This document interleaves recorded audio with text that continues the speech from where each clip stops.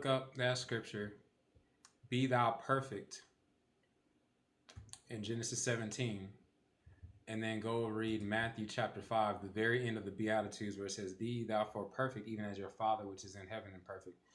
I'm going to make a TikTok post about that, and I'm curious to see what people's thoughts are.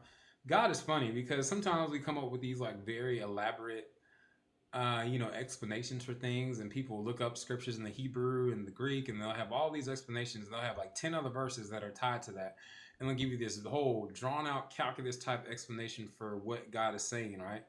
And then you have people like myself, like literally my brother.